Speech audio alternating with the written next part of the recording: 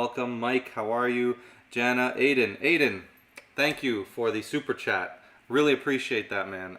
Thank you so much. Really appreciate that. Definitely help support me here. Aiden's a big supporter. So, Aiden, hope to see you for some private lessons soon. I know we have talked about that. I'll get to some of the card-related questions a bit later. I'll go back through. So if you have any questions, card magic, mentalism, about me, whatever it is, drop them in the chat, and I will answer those. If you want to see something specifically related to card magic, I'll get to those questions all later once we go down to the card table. What else do we got? Hey, David, what's going on, David? I will see you tomorrow for our lesson. Asked a friend, he was thinking 7 of spades, he said no. Okay, Mike, I'll get to that in a second. Please teach a thought of card, maybe multiple outs. Okay, which team are you rooting for in the Super Bowl? Okay, great question. I got some Super Bowl plans tomorrow, so definitely looking forward to that. I am, unfortunately, a Denver Broncos fan, which is not a good thing this year. But this Super Bowl, I am going to go Chiefs. Even though as a Broncos fan, saying, division rivals, I am going to go Chiefs just because I'm not a big fan of the 49ers. And I'm kind of all about seeing the dynasty. I like the dynasty that the Chiefs have. So I'd like to see them keep going and get the win, even though, Taylor Swift might be part of the script. Anyway, if that means nothing to you guys, don't worry about it. Just talking some football. Johan, welcome. I know what you did there. I'm not reading that one. Nice try. I have to have the sound off for a few minutes, so please do everything with sign language. I don't know much with sign language. Only thing I know is, I think this is love you, so love all you guys. Are you Canadian? Because you have an accent. I am Canadian. I don't think I have an accent, but I'm sure that I do. People from other countries, America, all that, they definitely can tell that I am Canadian. But I don't think it's too bad. Okay, so let's start getting into some of the questions here. Welcome to the stream. We got a jam-packed stream. We might take a look at some cool card magic from some books. I got a couple of things I want to teach, and then whatever else you guys would like help with or like to have taught, we are definitely going to get into that. So anything you'd like, drop it down below. Okay, Card Trick Academy is a Cowboys fan. Yeah, that's I feel for you, my brother. You guys should have done a lot better than that. Okay, so we got a request for a tutorial for an impromptu ACAN. We can look at that later. I feel like every time we do a live, I'm asked to teach a different ACAN. Guys, I only know so many ACANs. Come on. Teach a thought of card effect with multiple outs. Okay, we can definitely look at that a bit later. Do you know who Tate McRae is, since you're Canadian? That sounds familiar, but nothing coming to mind. Favorite gaff deck? I honestly don't really use gaffs. I think if once you get familiar with some of the content on my channel, I am a very minimal performer, right? When it comes to how I perform and what I use and what I bring, I basically pack really light. I use a regular deck with a duplicate, and the reason for that is I like the ability to make everything feel very organic, be able to hand out the deck, have it shuffled, all these little things that you can do with a regular deck, have it inspected. I feel the magic feels more organic that way, and I can just use some simple sleights and that sort of thing to power through with the routines. So I pack a deck, a Sharpie, and some billets, and then my phone, and that's really all that I use. So I don't really use gaff decks, so that's not really something that I can give you too much insight into.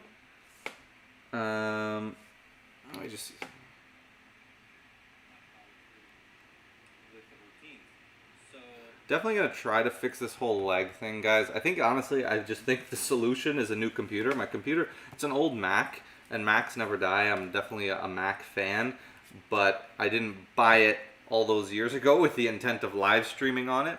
So it does struggle sometimes in the live stream. So I can lower the export rate, but I don't want the quality to drop too much, you know what I mean? So I'm just trying to find a happy medium. Normally the 720 works pretty well, but I don't know, it seems like it's a bit laggy today, and I hear my computer kind of breathing over there, you know? Anyway, so yeah, gaff deck, I would say, honestly, a one-way force deck is pretty awesome, right? One-way force deck, so much things you can do. I think it's really, really cool, and I definitely am a fan of the one-way force deck. Again, not something I use a whole lot, and maybe that's not exactly what you had in mind, but a simple gaff deck like that is something that I love.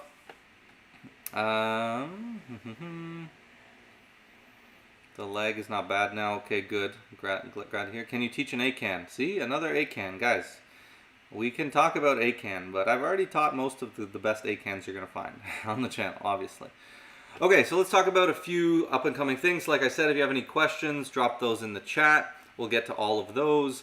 I did want to mention private lessons. If you guys would like to check out some private lessons, I do offer those. We have a couple people here in the chat who I've had lessons with, David, Mike, and so, you know, if you guys are interested in getting some one-on-one help from me with your card magic, mentalism, or to learn some of my best effects that I haven't taught, any of that sort of thing, you can check out the private lessons link in the description.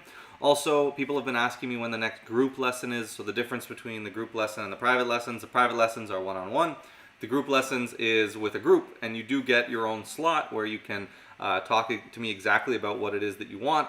It's more affordable, but you also get to sit and watch what everyone else wants to learn, and then we have a bit of a jam together. So the next group lesson is going to be targeting early March. So in about a month from now, we should have the next group lesson. I am going to announce that any day now, so stay tuned on the community tab and in the videos, and you can sign up for that. You don't want to miss out because the slots are limited.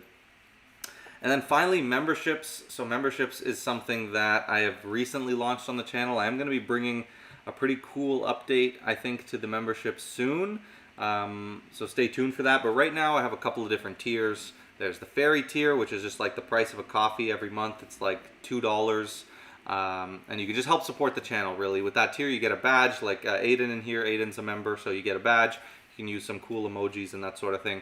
But it really is just to help support the channel. And then we have another tier, the Conjurer tier, which I am going to be adding a really cool perk to soon, so stay tuned for that. And then the Wizard tier, which is the most expensive tier, but if you join it, you get free access to all of these group lessons that I host, as long with all the other benefits that you get. And you get a bunch of other stuff, so you can go check that out, link in the description, or check it out on the membership tab. So now that we got some of those logistics, the boring stuff out of the way, I want to talk to you guys quickly about some new videos I like to share on the live, give you guys some insight into what's coming on the channel. So I just finished last weekend filming the brand new videos for the upcoming 2 months, actually. So I film 2 months at a time, in the sense that I put out one long form video every week, and I film those 8 at a time. I film 8 and then I put them out over the next 2 months. It just works for me, helps keep things very efficient. So next video that is coming out is going to be a tutorial from the Sleight Off episode 6. So that's season 1 episode 2, I believe, but yeah, the 6th episode. The routine that I created in that, which was that the oil? No, it wasn't the oil and water. It was the Triumph. So it's a color changing Triumph.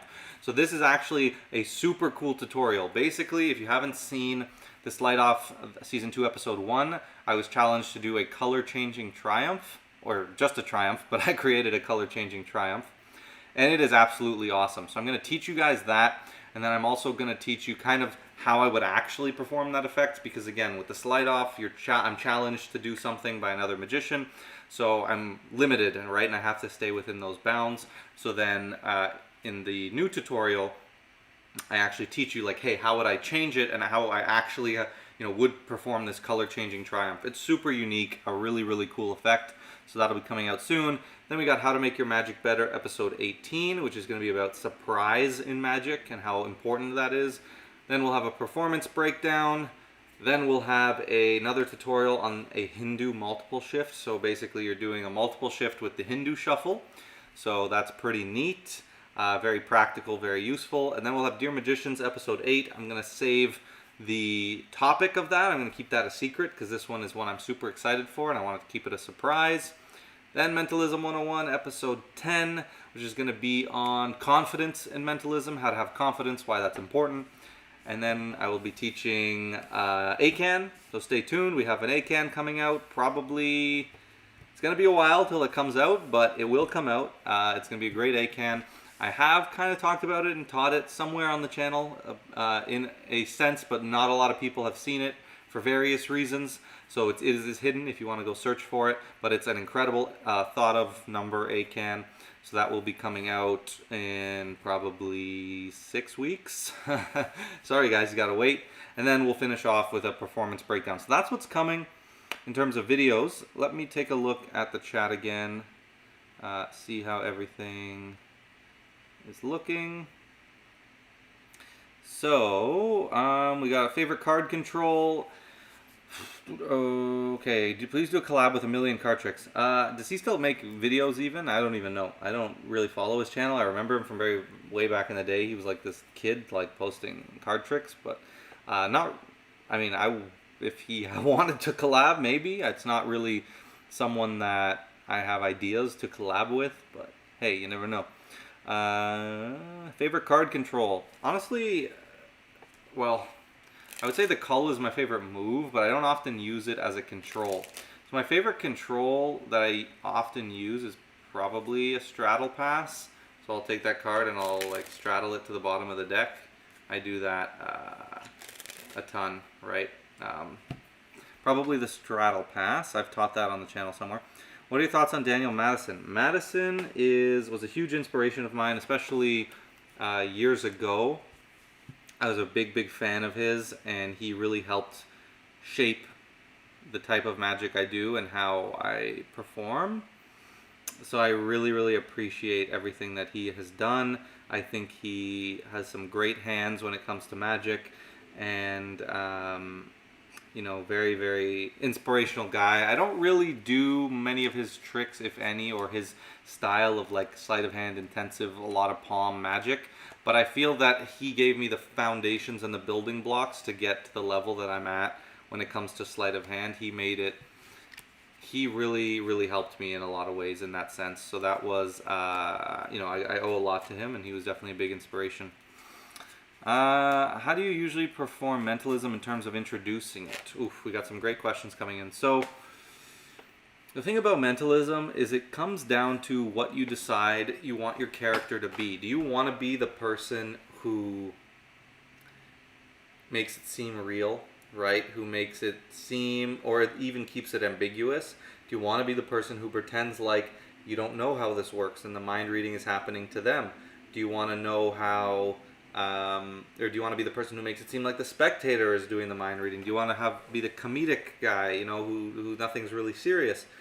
And that kind of dictates to you how you're going to introduce your mentalism when you go about performing it. So for me, I tend to stay in a zone of ambiguity. When people ask me how I do it, the answer is simply I use various techniques to construct my best guess of what it is you're thinking of. I don't have a window into your mind, but I can use various techniques such as sleight of hand, not sleight of hand, such as influence, body reading, body language, psychology, and those sort of things to get an idea of what it is that you might be thinking of. So that is the way that I go about it, and it leaves it very ambiguous. Generally, I try to avoid the question, like if they ask, oh, how did you do this?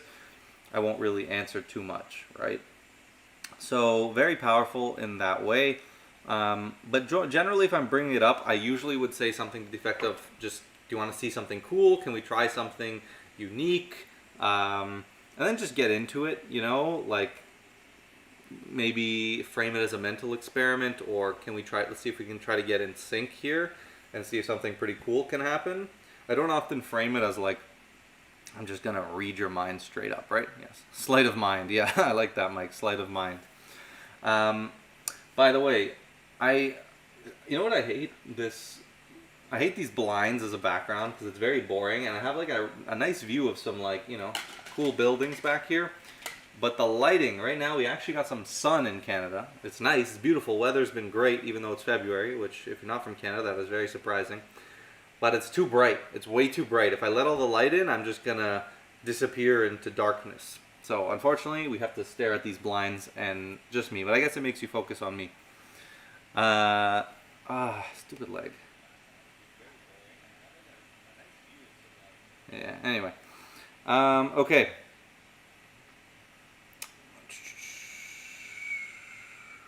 What was your favorite collab that you have done, and can you give a recommendation? My favorite collab, interesting. I mean, I love some of the collabs I've done with the Sleight Off. The one I did recently with Kevin Booth was a lot of fun. He is awesome, and you know, we got to do a Sleight Off with an A-can, so that was a lot of fun. You know, I got to be really creative in that way. Oh, I'm just gonna make these rock even more if I keep hitting them. Anyway, and so that was a lot of fun. I really enjoyed those collabs. The original collabs with Jorge, and even a couple of Sleight Offs I did with Sean. Those were a lot of fun when we did them. And some really great effects have come out of the Sleight Off. I think those are really the only collab type videos I've done are the Sleight Off. So I'm gonna say if I had to pick an episode, I'd say episode. What did I do? The sandwich one, that was fun. Maybe the season 2 episode 1 with the color changing triumph. That whole triumph was just so awesome. I really love that effect. Do you know how to do Stranger's Gallery? If so, I'll pay you to teach me. I bought the trick, and writing a description is too hard to understand. So, Stranger's Gallery, I am familiar with. I don't really perform it often, but send me an email, get in touch. Let me see, I should be able to pull up the email. rf.sleights@gmail.com. We can definitely talk about setting that up, and I can help you out in a private lesson perhaps, and we can go over lots of great stuff. And I'd be happy to help. So get in touch with me, and we'll talk about it there. What magic book do you recommend? So a lot of great magic books. If you're looking for mentalism, you know, Practical Mental Magic is great. Psychological Subtleties, and then some of Peter Turner's books I love as well. Bigger Fish 2, Devil in Disguise. No, is that? Yeah, that's the one, right? Anyway, sometimes I'm foggy on the titles. In terms of card magic, Expert Card Technique, I mean, so comprehensive, doesn't get much better than this. Like, you're going to read this book, and you're not going to use even 5% of everything that's in here. Oh, I guess I have a book. I have this bookmarked for some reason. Who knows why. Anyway, and but it does have a lot of great stuff that you can learn. I am going to be... okay, I don't want to talk about that yet. But something cool is hopefully going to be coming in regards to that book and some stuff. So stay tuned, and you might be interested in that. And yeah. So... yeah, this is actually a fun little book. The Little Encyclopedia of Card Magic Tricks. I got this. This is my first magic book ever. You can tell it's old and beaten up. But it has a lot of cool stuff, not just card magic. Not sure that I would say this is the best magic book ever, but it's definitely cool, and it's kind of one of the things I started with. What else? I mean, Expert at the Card Table is a good, like, light read. Like, you know, you can get through it quickly, and is it essential? No, by no means is it essential. You know, Card College is great as well, but none of these are essential, right?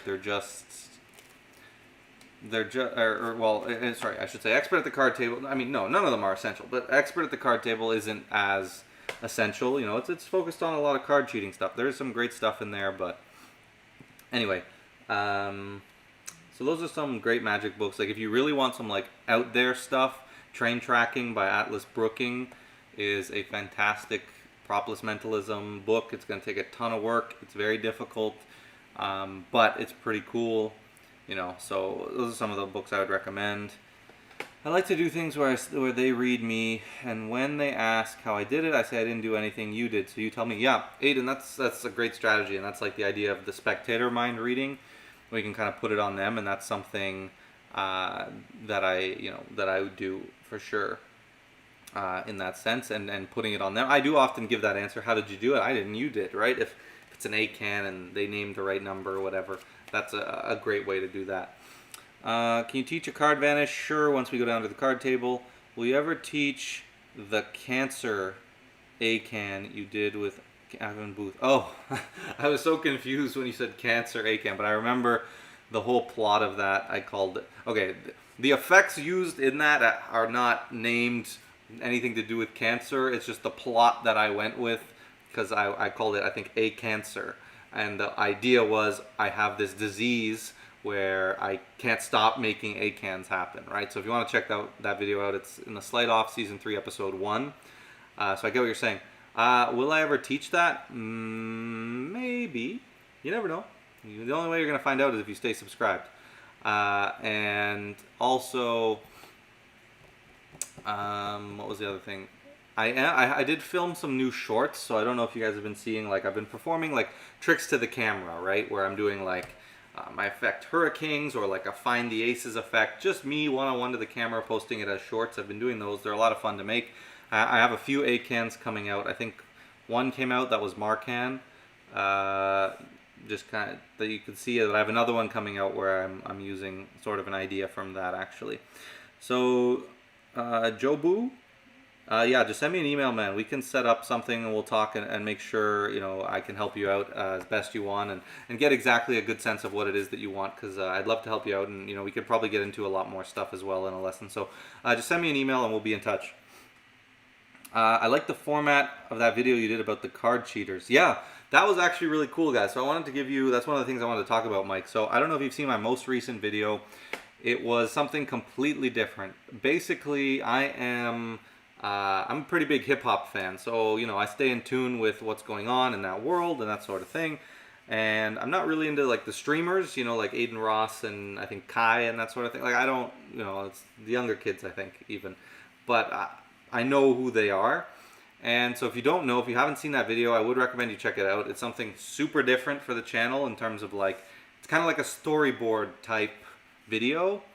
And it was a lot of fun to make. You know, I'm not a huge, like, video editing is all something to me that is, like, new, and I'm just, like, experimenting as I go. So that was, like, a really, like, push for me to try to figure all that out. And, like, it's not the greatest made video, but it's better than any of the other videos that I do, because I put more time into the editing. So it's kind of like a story. And basically what happened this past weekend, there's this rapper, 21 Savage. I am a fan of his music, but he went on Aiden Ross, who's like a streamer. He went on his stream, and they ended up gambling a bunch of money, like thousands of dollars a hand, on just high cards. So they'd each pick a card, and whoever had the highest would win the hand. And halfway through, 21 got caught, like, cheating, like, well, using Mark's cards, actually. So I remember just hearing about this story. Different, like, hip-hop platforms were, like, posting about it. So I, like, looked into it, and I was like, oh, this could be something pretty cool for, like, us magicians to talk about or to learn about. Because I know most of you would probably never hear about this if it wasn't for me. So I was like, let me make a video on it for the magic world. You know, it was kind of more made for the layman, right? Like, you could see the style. Like, I'm explaining what marked cards are and all that stuff. But it is a pretty cool, like, story video. And then I broke down the footage and tried to, because it wasn't a question, at the point I made the video, it wasn't really a question of, like, did he cheat? Like, he got caught. Everyone knows he was cheating. But the question was he in on it? And the reason that was a question is because he was accused and he denied it and he acted like he didn't know. And so there were some people saying, like, oh, he had a big team with him, and, you know, someone maybe in the team switched out the cards, and he didn't really know about it till later on. But you can tell, and through my breakdown, you can definitely, I'm sure that he had to have known about it. So if you want to check out that video, it's my most recent video, and it's pretty awesome. Something different. You know, let me know if you guys liked it. Maybe I can try to do more kind of story type videos like that. They do take a lot of work, but it was fun to do and something totally different. Okay, so what else did I want to mention? Okay, we'll jump down to the card table in a second. The last thing I wanted to talk about was, we talked about that. Okay. I have some exciting news in terms of projects. So for a long time now, I've been thinking about releasing a project, what I would want to release, what I would want to do with it. And I think coming very soon, I will be dropping my first little mini project just to get, just for fun, just to kind of get my feet in the game. Now, I think if all things go according to plan, it is going to be an effect of mine called Mere Acan. That's all I'm really going to say. Okay, there is video performances that you can go dig through and try to find a performance of it on the channel. It is an amazing any card, any number, probably my favorite in terms of how it gets the spectator involved and the uniqueness of it. It's very unique in terms of what it allows you to do. It's not just a deal down to a number Acan. It's amazing for Zoom, virtual, and in person. So I am going to be releasing that. It's going to be a small, just a download, a little download. It's not going to be very expensive, just for fun. I have pitched this. I had, back 2 years ago, I actually pitched this effect to a few magic companies. A couple of them were interested, but we ended up not going through with anything. So, yeah, I'm gonna release it as like an independent release on my website. So hopefully you guys like it. I'm gonna work on getting the live performances and the trailer and putting together the tutorial and all that over the next few weeks, and then it will be dropping probably. I'd like it to come out probably in March, I'm thinking. But anyway, I'm very excited for that, and I know you guys are gonna love it. And it's an Acan, and who doesn't love a good Acan? So that's just a quick announcement if you're watching the live. So I think that 21 was an awesome video. Yes, please, more like that. Okay. Mike says, I think I saw 21 turn the deck. He did. He definitely did some weird things with it. Can you teach a mentalism routine? Maybe. Please give me some motivation to continue magic. Okay, let me talk about that 1 second. And then, is Jason Ledani really the best card cheat, or is there some underrated guy better than him? I don't think Jason Ledani is really marketing himself as a... No, that's a lie. He is definitely marketing himself as a card cheat. Is he really a card cheat? No. Jason Ledani is not a card cheat at all, actually. He's not in any way. The majority of the stuff he does, while he is great at sleight of hand, none of what he does he uses for card cheating, as far as I know. And but that's his persona. That's what he wants people to believe. So the fact that he got you to ask that question means he's doing his job, right?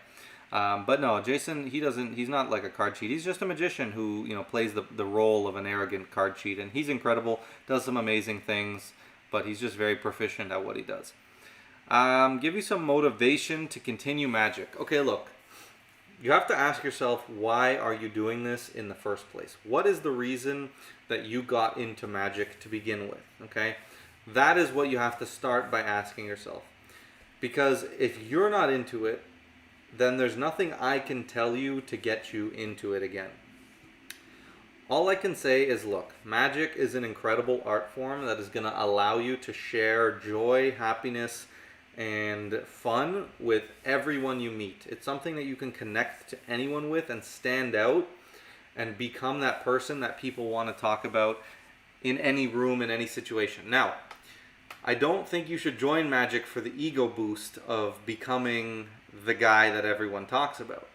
But it is a good opportunity to get you through certain doors, and especially if you're a bit more on the antisocial side, it'll help you kind of integrate into any situation you're in.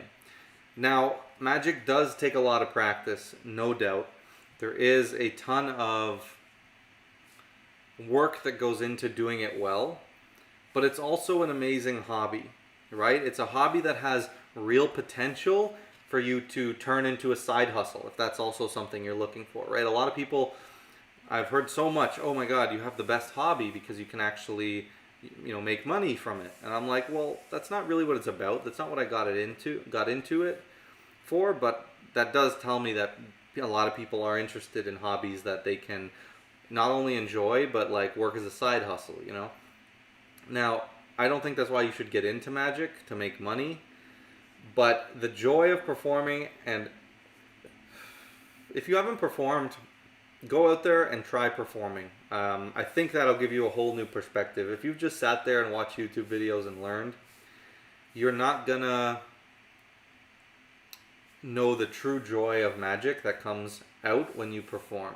Just go show your family member a card trick. When you get that first reaction, it's like a high that you can't really match, right? Okay, so let's get down to the card table now. Let's learn a few things. Let's talk about a few of the card related questions here. So let's get down to that. Let me get it all set up. Okay, I think that looks good. Okay, so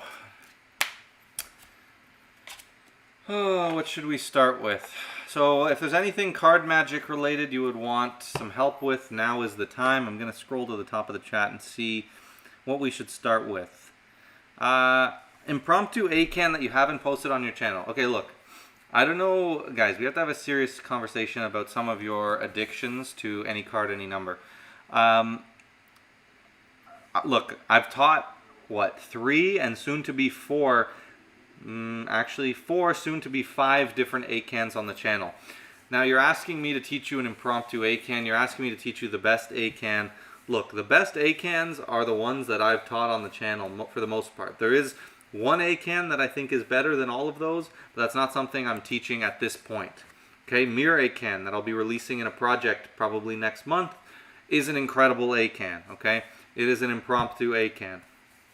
Wait for that to come out and you will learn an amazing ACAN that you can do. It's absolutely awesome. Now, look, right now, if I want to teach you an impromptu ACAN, okay, here's what you're going to do. You're going to have the spectator shuffle the deck, name a card. You're going to, as you show them that all the cards are different, you're going to cull their named card to the top of the deck. Then they're going to name a number. If they name 10, you go 1, 2, 3, 4, 5, 6, 7, 8, 9, and 10, and you reveal their king of spades. How does that work? Well, like I said, they shuffle, they say 9 of spades. You say, look, all these cards are different. Call the 9 of spades to the top of the deck. And now you just do a second deal. 1, 2, 3, 4, 5, sorry, and 9 of spades at number 5. There, an incredible impromptu ACAN. Look, guys, the point is, there's no best method for ACAN. They're all great. As long as the spectator believes it, they'll all be good. That is an incredible ACAN. David, if you're still in here, you know, that's one we and you have talked about a lot. That's what David, you know, that's his opinion of what the best ACAN is. You know, why not just do it that way? And I totally agree. It's an easy, practical, impromptu shuffle deck ACAN, right? There's so many options, guys, when it comes to ACAN. Just pick what fits best for you. Don't worry about how clean the method is. That only matters to a magician. I asked a friend if he was thinking of 7 of spades. He said no. Then I said, yes, you are, because I planned that thought. Any suggestions how to improve the method? Mike, I'm going to need some more info what you meant by that whole 7 of spades thing. I'm not totally clear, because if he thought of the 7 of spades, or if you asked him and he said no, I don't know how you can tell him that he is. You know what I mean? Like, I'm just confused on that. Please teach a thought of card effect, maybe with multiple outs. So one thing that you could do, you know, I always come back to when we get to thought of cards, sort of the what do you call it? The equivocate process that I use. But I know, you know, which is something I use all the time. It's absolutely incredible. So I would highly recommend you guys check that out. Now, what I can show you is this this is something from Spidey. It's sort of a think a card trick that I used to do a lot. So if you have the deck shuffled, and it does use multiple outs, you're going to have the audience think of a card. So I'm going to go through and I just want you to think of a card, okay? So just think of one. Okay, anyone you want. All right, and let's say you have one of these. So let's say, just for sake of argument, they're thinking of the 3 of diamonds. Of course, I don't know that, and we'll leave those cards there like that. Now, I'm going to give the cards a couple of cuts, and yeah, maybe we'll give it a few cuts like this, and we'll lose those cards somewhere in the middle of the deck. Now I'm going to spread through the cards, and I just want you to try to get an image, right, of that card one last time. Just really focus on your card and see it and try to burn it into your mind one last time, but don't tell me when you've seen it or anything like that. All right, so we'll go through. Okay. go through, and then I'll say, okay, have you seen your card? And at this point they will say yes, and I'll close the deck, and we'll give it a cut. We can give it a few more shuffles maybe, and whatever. And now I'm going to start dealing through the cards into my hand, and whenever it feels right, I'm just going to stop. I think right about here, and then I'd say for the first time, what's the card you're just thinking of? They'd say 3 of diamonds, and, oh, sorry, next one, 3 of diamonds, there you go. So how that trick works is it's really good, it's really quick, it's a quick hitter, but basically it's kind of an out of sight, out of mind idea. So you have 6 cards on top, or sorry, you have a shuffle deck, and you're going to go through the cards and show them, but you're only going to show them 6. So the key here is to just not go too fast, right?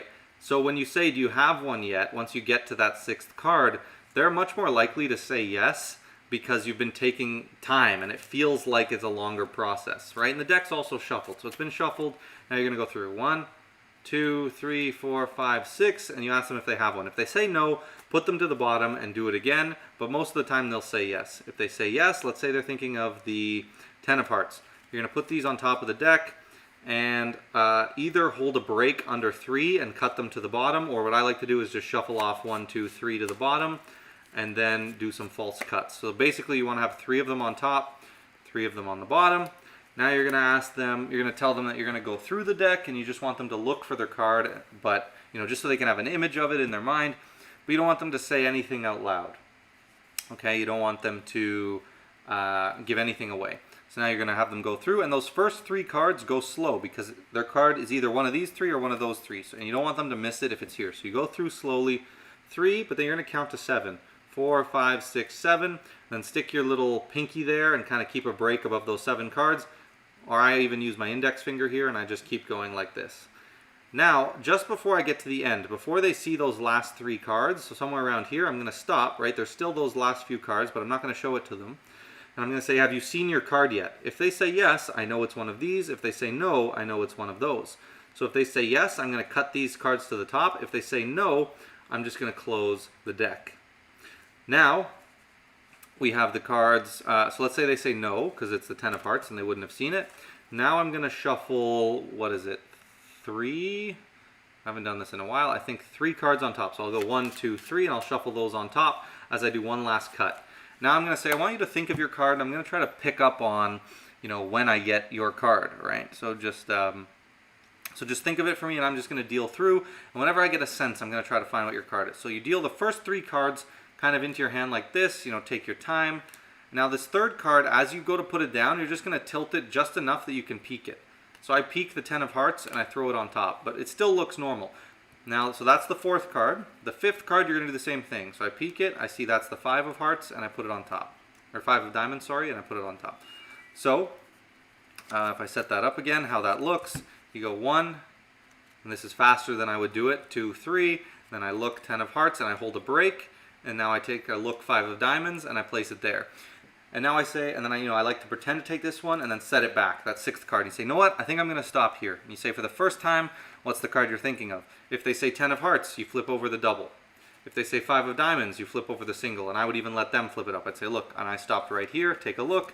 And if they say a card that you didn't see, then it's got to be this one. And you say, you know what, turn that over for the first time, and they do. You can also do this with a marked deck to avoid having to do the peek, but this is how I often do it. So it's awesome. So it's absolutely an amazing effect and a great thought of card. Now I have a version of this thought of card, sort of out of sight, out of mind idea that I do all the time that absolutely destroys, and it feels, David can attest to this. David has seen it.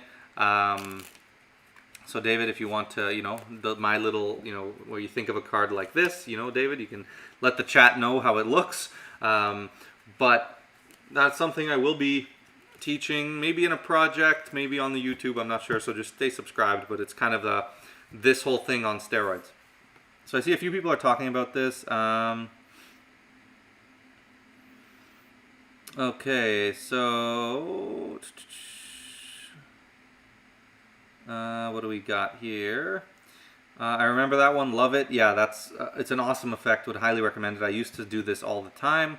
I perform this trick. The issue I have is no matter how many times I tell them don't tell me when you have a card, they always do. Are you referring to when they're picking a card like this first time? Or when you're going through the deck, asking them to look for their card? Yeah, David loves those think a card tricks.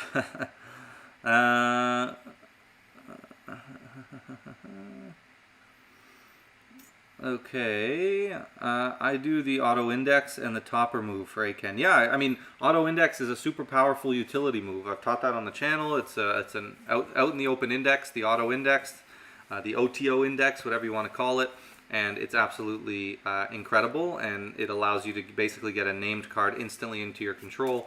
So kind of what you would do with an Aken,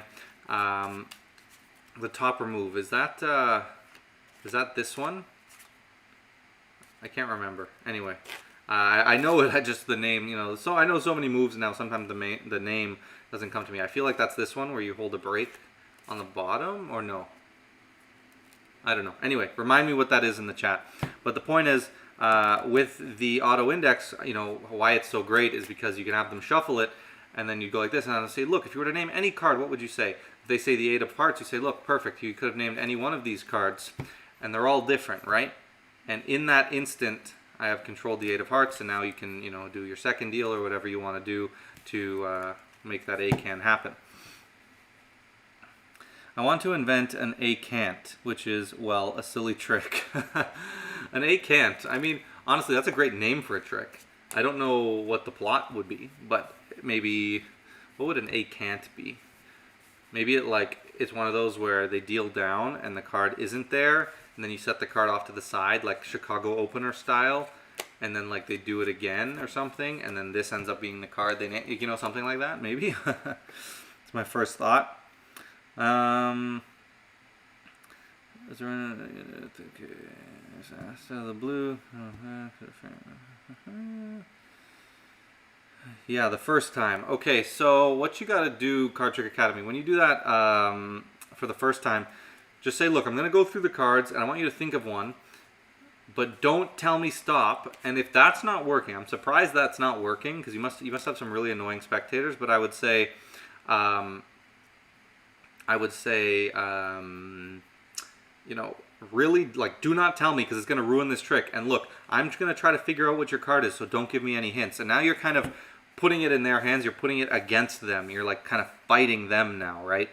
In the sense that they are the ones who is going to have to, you know, they're going to want to have you not get it. So set it up as more of a game, right, in that sense. We say, look, I'm going to go through the cards. You're going to think of one, but do not tell me. I'm going to try to figure out what it is, and you don't want me to get this right. So here we go. 1, 2, 3, 4, 5, 6. And then you say, do you got one?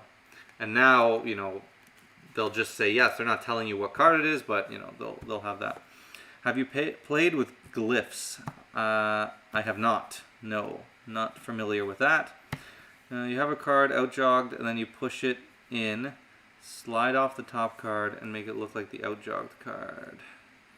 Now a card outjogged. Oh, yeah, that's this. So you go like, how does it go? It's like that, right? I think that's the topper move there or whatever.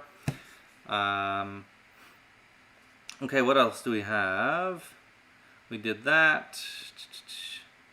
Favorite gaff deck we talked about. An Aken, we already taught an Aken. Favorite card control, so yeah, I mean, I think I mentioned, but it's just the straddle pass. So I'll push that ace into the middle of the deck, dribble the cards, and control it to the bottom. I have taught that on the channel. Quick exposed view is that for you.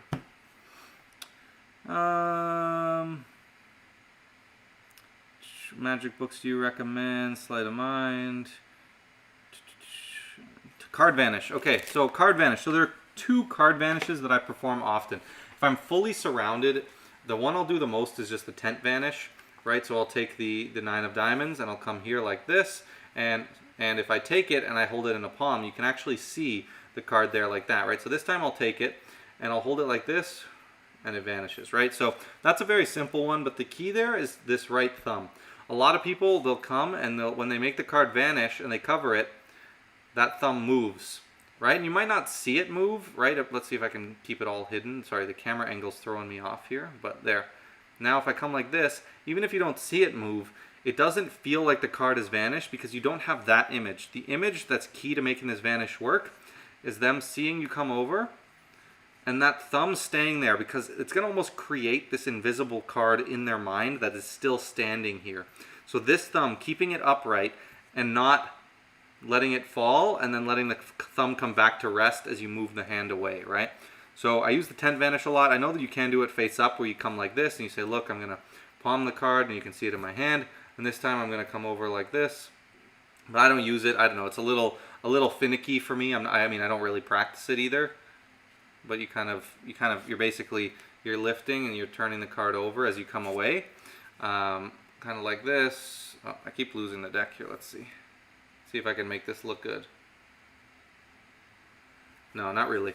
Anyway, so you know that vanish, but the other one I do, this is more situation dependent, and I love doing it because I can do it with a single card, and you're gonna see this in a short that I have coming out in the next few days. But basically, I do this a lot. This is like a Madison idea, and you can do this. It basically looks like this. Let me show you first. You say, look, I have this card here. I can take it into what's called a palm, right? And each time I take it, you can see that card coming like this. So let me take it here like this, and watch. Vanishes like that, and you just hold out that card in a gambler's cop, and it's really nice. Obviously sitting it doesn't look great, but you'd come like this, and then you come here, and then standing you can kind of drop this card at your side and you draw all the attention here, right? And then it's vanished from that hand. But what I use it for more often is if I have a table and I'll come like this. You can say, look, you can see that card, and look here, I'll come like this, and then it vanishes like that, right? And you just lap the card, boom. I grab it, I come forward, lap the card with this backhand, so you saw it back there, lap it, and then as you draw attention to this hand, so it's boom, and then I come here, and you're going to come forward to help kind of block this lap, right? So boom, and obviously there's a big flash here because of the way the camera's set up, but there, and it's gone, right? And the key there is just selling that card is now palmed. And you say, look, watch this. And it vanished, right? So those are the two vanishes that I probably use the most. Teach a stop trick. Stop trick. I don't do many stop tricks, really. Mentalism routine. Okay, I will see about teaching a mentalism routine.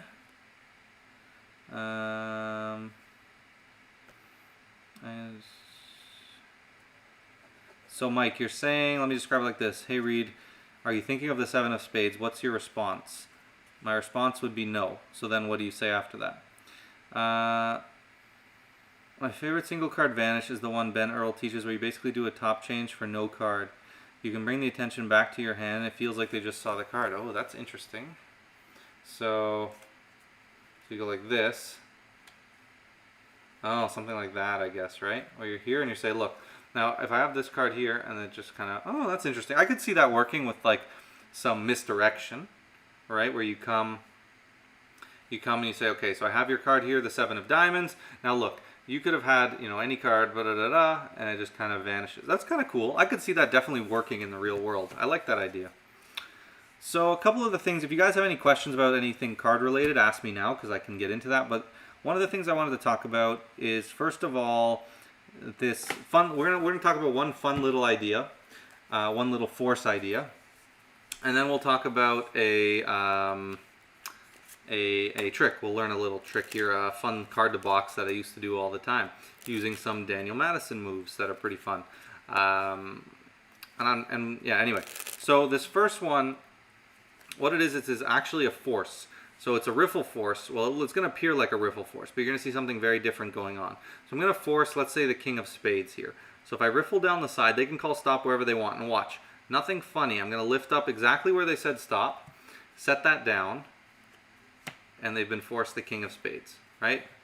And that works every time. So what's going on there is it's a move that actually works really well on the table.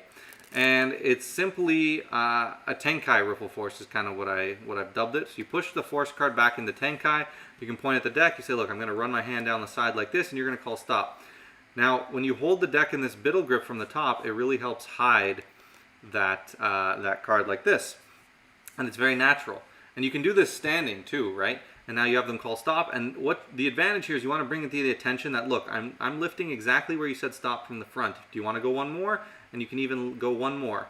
Now as you come forward to set this down, you're just depositing the Tenkai card on top of that packet and set it down, and now you've achieved your force. So it's better on the table, definitely, because you can come here, they say stop, and you say perfect, and now you've forced that Jack of Diamonds, right? Because it kind of makes sense. It's similar to my on the run control, right, where they have a selected card here, the 3 of clubs, and we take it and we set it in the middle of the deck, and it's controlled to the top, right? So it's similar to the on the run control. If you've seen that, I've taught that on the channel. But this is particularly cool because it's using that sort of idea as a force. If you do it in the hands, you can do it standing, right? And it's still well covered because of this. So you go like this, you say stop, they come here, and then you come like this forward. That was pretty ugly, let's do that again. So they stop here, and you come forward, and you deposit it, and you say, here, look, take that card, right? Take your card. So you do have to do this little bit of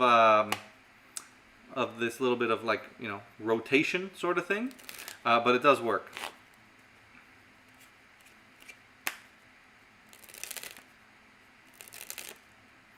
So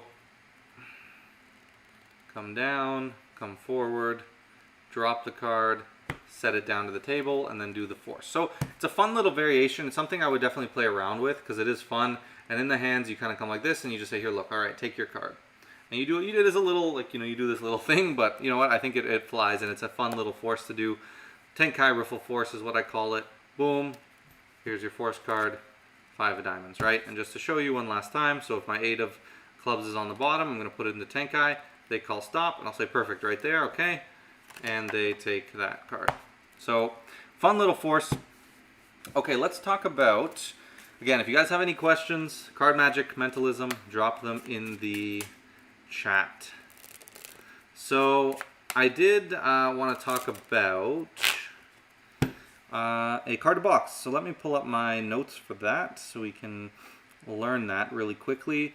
So this is actually an old card to box that I did, how long ago did I used to do this?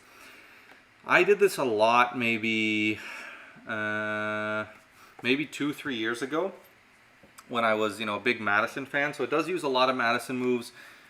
It does use a lot of kind of risky type moves. But honestly, if you, and you'd only perform this sitting at a table across from someone, but I did actually do this a lot, and it's a lot of fun to do because of some of these bold moves that you sort of have in it, right? So I do really like it, and it is a lot of fun to perform. So, oh, David likes that vanish. Yeah, it's a great vanish, and let's get into that. And that force, that force fooled you. Yeah, it's a really cool force. So, if we look at the card to box, so first things first, I used to have them name a card. So here's what it would look like. So I'd say, all right, I want you to name any card you want. So let's say they say the, I don't know, 4 of diamonds. So I'd say, perfect. Here's what we're going to do. We'll take that 4 of diamonds, and I'm going to show it to you just like this, all right? So you see that 4 of diamonds, and I'll take it here, and we'll set it down just like that, okay? Now, you can take this 4 of diamonds, and we'll actually cut it into the middle of the deck, and we'll leave it right there. Now, I want you to see this box here. Actually, we could take, sorry, that card doesn't go in yet. I'm thinking of the next phase. It's been a while since I did this. So the card stays there. Now, I want you to see that this card box is totally empty, just like that. I want you to put your finger on that card right there, all right? Just place your finger on it. And so they're like this now. And you say, watch. So we have that card box. I won't go anywhere near it.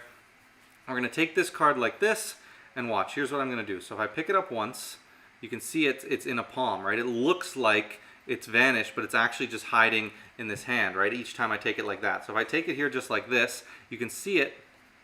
Bad lap. You can see it, but if I go like this, it's actually totally vanished. And if you look, and I let them now take the box, and there's actually one card that's appeared in the box, and it's a 4 of diamonds. So forgive me, this table is very short, but I would do, so that was phase number 1. And basically what I would do is take that card, and it's pretty cool, but you do like this turnover move. So that's kind of a Madison idea. So They name a card. Let's say it's the Ace of Hearts. You're going to cut the second card.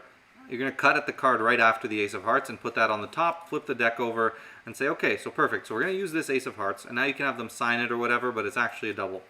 Now you're going to do the turnover moves. What you do is you pull the card back, so it's about halfway on the deck, and then you turn it over, and you're actually putting it under the deck straight into a gambler's cop, and then you peel off the top card. Now, it looks a little funky, but when it's done at speed, it actually looks pretty good. And now I have that ace in a gambler's cop. Now you leave that card there, and you draw attention to the box. So I take the box, and I say, look, I want you to show you that this box is open, and there's nothing in it. So and what I do is I pull these flaps back and this flap back to make sure it's nice and open. Then you're going to pinch it at the side like this so it's nice and open. Now you're going to point, right? This hand comes back, and you're going to point and say, here, put your finger on that card. As they go to do that, you're now in this beautiful position where you can load the card right into the box, right? So I say here, just point at that card, and then the box is going to kind of come forward. You don't really want to move this hand. I like to move the box forward, and it's going to come onto the card as I spin and place the deck down.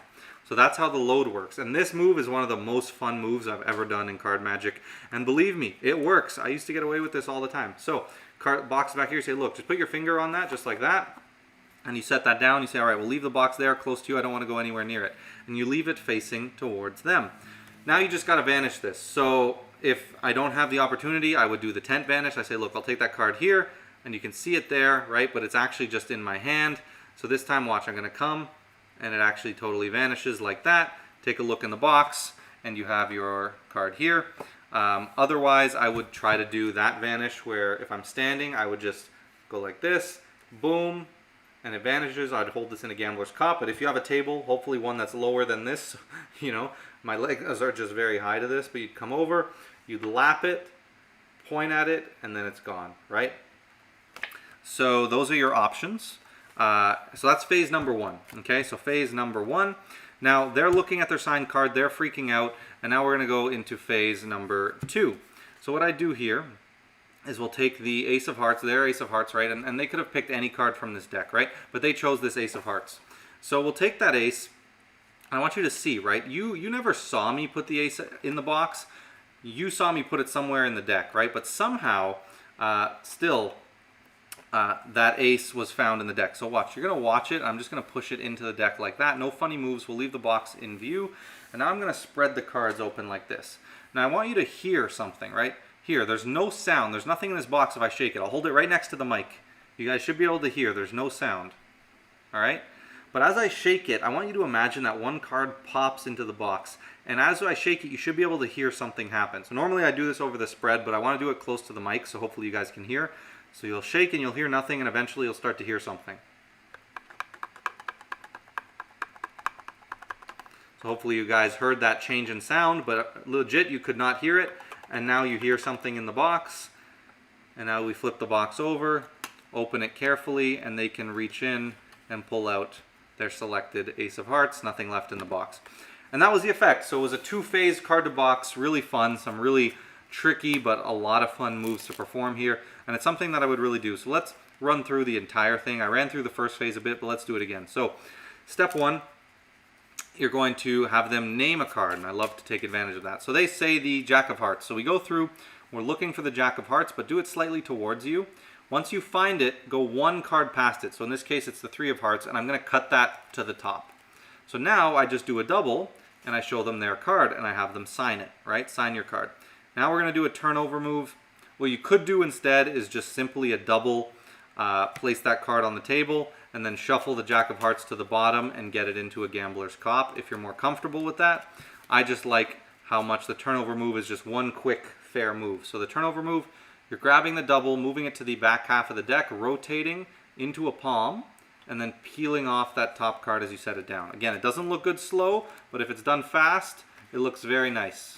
And you set it down like that, right? One more time. We have that card here. You grab it from the non-pipped corner, turn it, and you set it down like that. Now you say, all right, we'll leave your card there. We don't need the rest of the deck, but I want to bring your attention to the card box.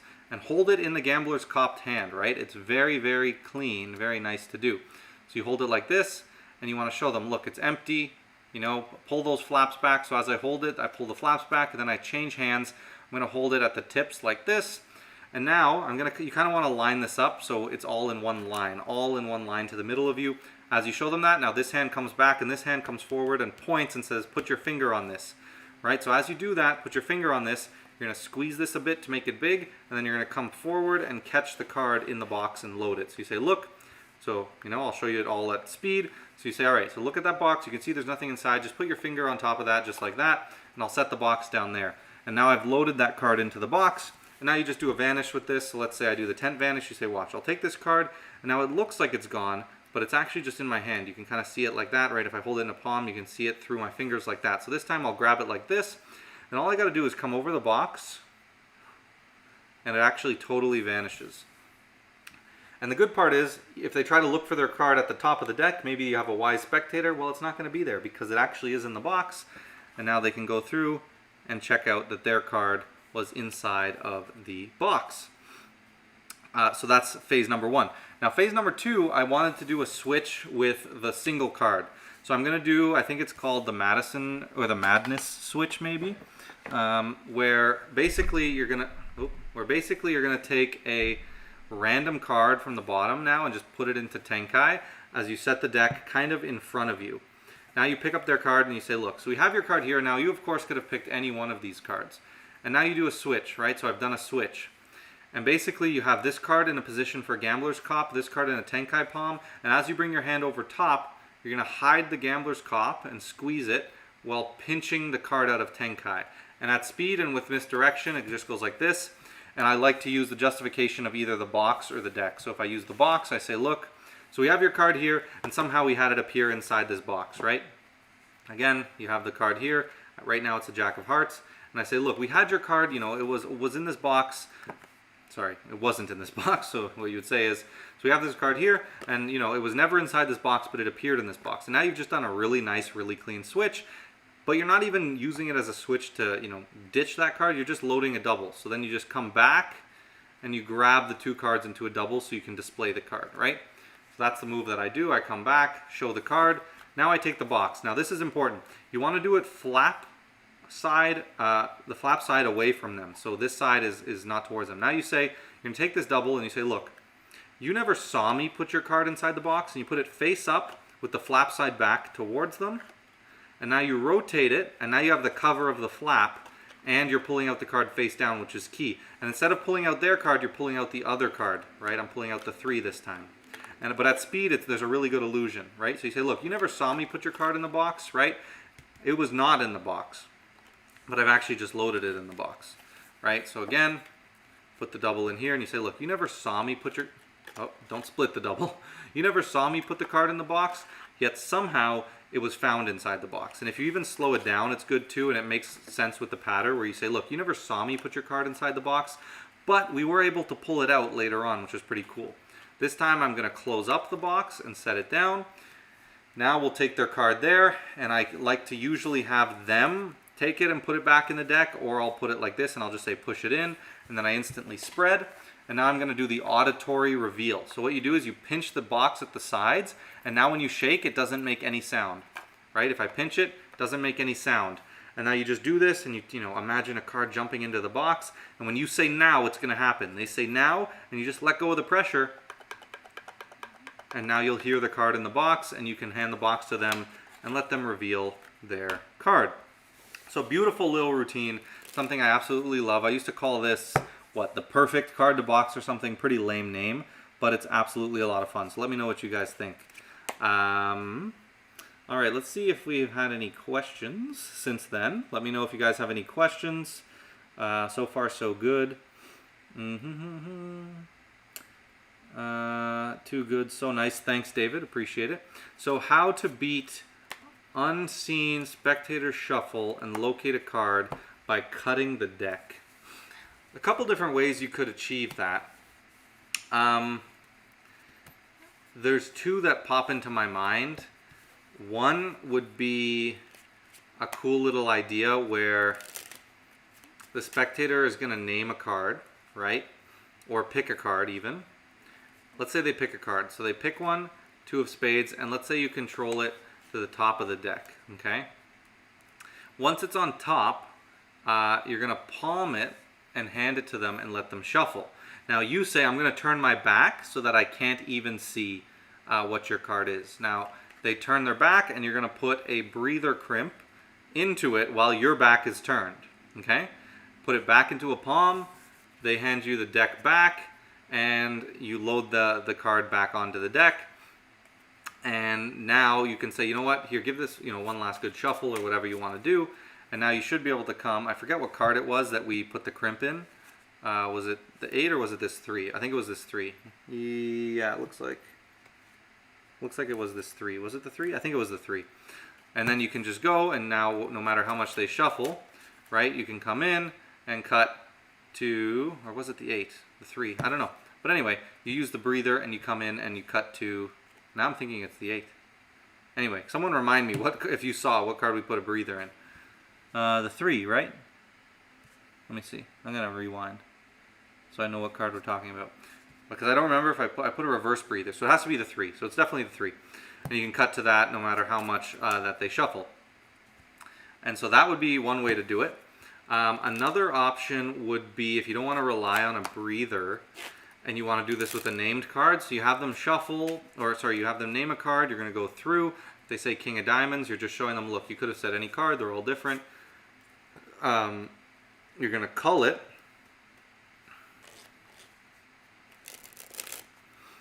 And once the cull has happened, then no, this one was for the palm. So I was thinking of another way without a palm, where no, this one still would work with a palm. So if you want to do it with a named card, yeah, let's do that. Let's do the named card version instead, actually. So named card, like I said, they say Jack of Hearts. You go through, show them it's all different. Cull it to the top, palm it as you hand it to them.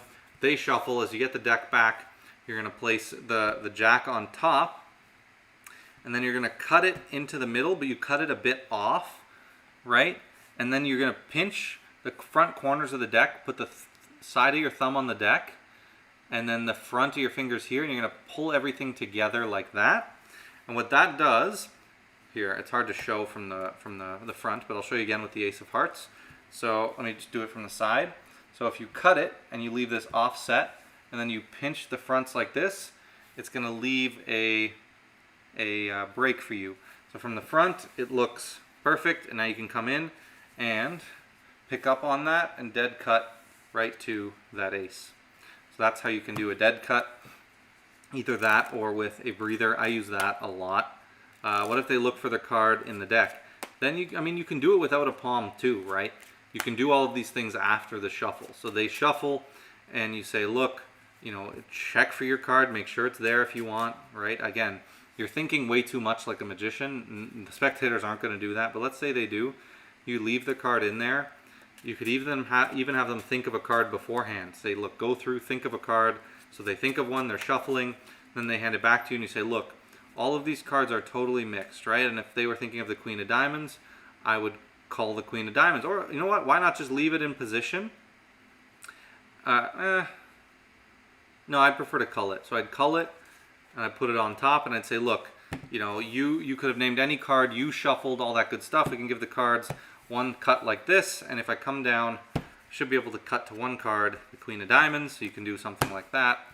Lots of different options, for that kind of effect. So let me know, guys, if you have any other questions. How long have we been going now? We are at, where's my timer? An hour 15. Pretty good live so far. We've had a lot of cool stuff. If anyone wants to learn or needs any help with any controls or anything, that would be something that we could look at now.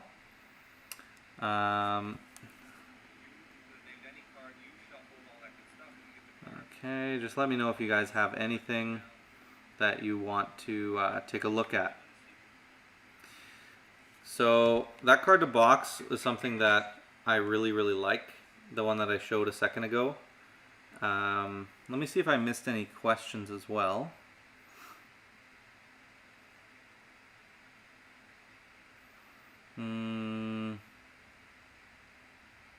A stop trick, mentalism routine. Have you got any hecklers when performing mentalism? Of course. I mean, here, let me go back up for a second. Where's my transition? So, definitely. I mean, actually, let's put up the website instead. So, definitely, you know, have hecklers. Hecklers are going to come to you in all situations. It's kind of one of those things that's inevitable where you're going to have hecklers. In mentalism, it's often the person who, you know, if you're trying a propless piece, you're trying to force them to think of something. And you're like, you know, think of the first male name that comes to mind. And they think of something just super complex or super out there. And the reason these people do it is because they don't want you to be right. They want you to fail, right? And so, honestly, when it comes to mentalism, particularly the propless kind, because, look, if you're doing a billet peak, and that's your method, they will totally, you know, they will totally, like, sorry, I lost my train of thought.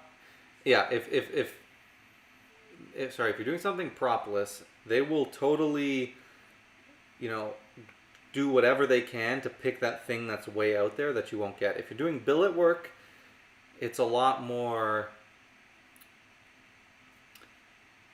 like, it's less risk. They can think of whatever they want, but they're going to be more skeptical about writing it down, right? So I'd say, like, with mentalism, look, you have the same options that you do with card magic. A heckler, if they really wanted to, can pretty much ruin any trick they want, right? It's not hard to just not follow instructions, and then obviously no matter what trick you're doing, it's not really going to work.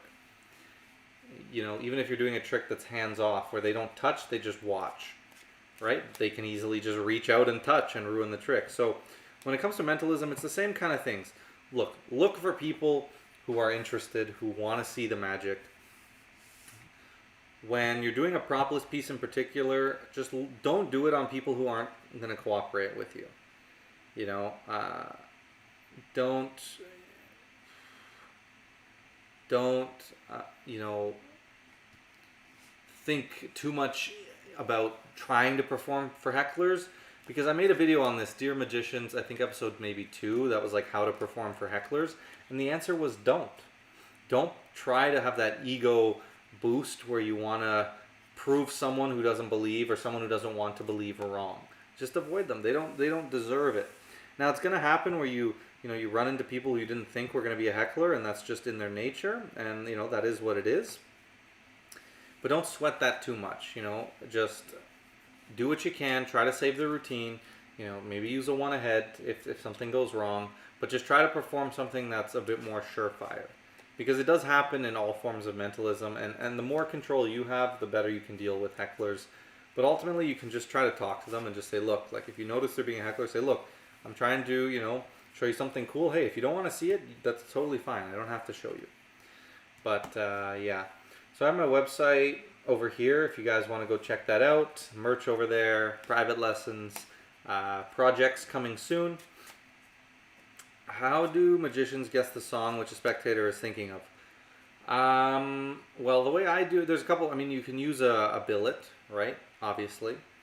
You can use a couple of different apps to do it. There's lots of different options. I use Earworm by Mark Kirstein. Fantastic app. Would highly recommend it. He's a great creator. How many hours a week do you practice, and when did you start? I started magic when I was about 6. My grandfather showed me a trick and I kind of just dived into it and I got really interested. I started getting like some magic kits and stuff when I was really young, and then eventually I fell in love with card magic, started learning from YouTube.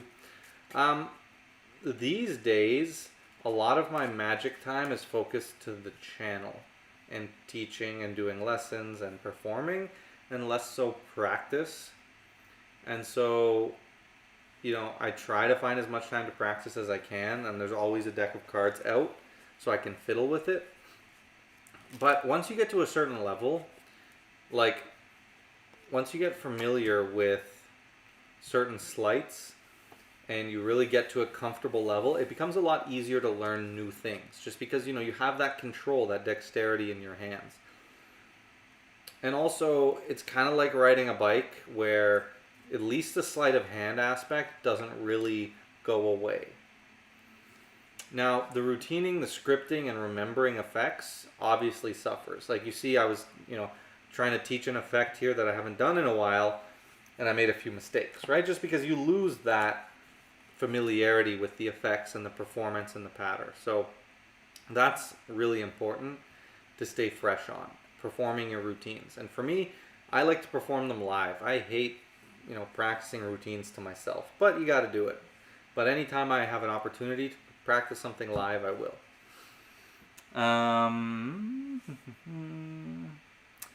Do you know Kim? See, you're trying to get me with these again. See, you need to go on timeout for that. You're okay. Johan, sorry. You need to go on timeout for this behavior. So you're going to go on timeout for 1 minute, okay? And maybe next time you won't do these things. Need to learn. I like this timeout feature. So if you guys, you know, if you mess around, I'm going to put you in timeout. I like that. Okay. So now that that's out of the way, anyway, if there's anything else, I'll probably do another 10 minutes or so. So if you guys have any last questions, any last moves you want me to look into, go over, anything like that, please let me know. I'd love to help you out. Yeah.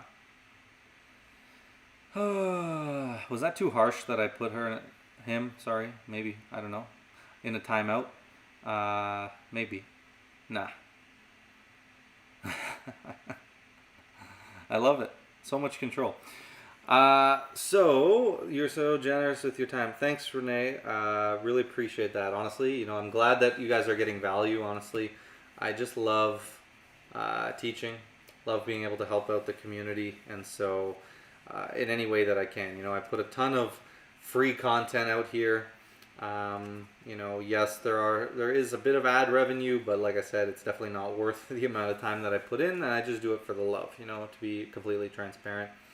I do it because I want to help. I do it because I have a lot of ideas on magic and a lot of effects that I want to share, and I would feel really bad if I, you know, one day wasn't able to share all these ideas and I just kept them and took them with me and never, you know, shared them with anyone. So honestly, what I would say is, Mike, have a good one. Thanks for joining. Take it easy. What I would say is, look, the reason I do this is to just help and give back. Like I said, if you do want to support me, you know, becoming a channel member helps a lot. You know, you can join the fairy tier for like $2 a month. It just really helps, you know, support and make what I do here possible. And then if you want some personal help yourself, you can join private lesson or the group lesson. You know, those are obviously a great way for you guys to get help if you need anything, and whatever you need, you know, that's appreciated. So Renee, thank you so much for the £5, I believe that is. So when you convert that to Canadian, it's going to be a heck of a lot more than a 5 because our dollar sucks. So I really appreciate that, man. Thank you so much. You know, much appreciated. And you know, all these little donations, they help so much. So I really thank you guys for that.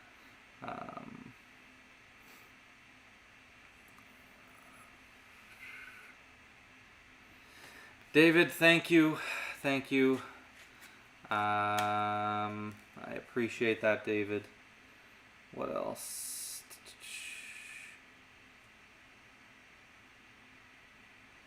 Mentalism routine. Honestly, I've taught a lot. Card Trick Academy, I have a lot of mentalism routines on the channel. I do agree that I do need to bring more to the channel. The problem with mentalism is like the methods in a lot of cases, or the methods that work, are often similar. You know, so it's one of those things where it's like I could keep, you know, doing slightly different variations of like similar methods. But and look, I know premise is very important too. Hold on, are we lagging out? Yeah, we are.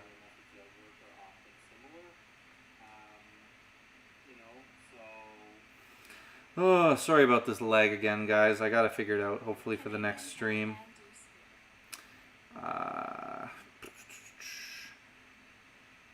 It's just my computer.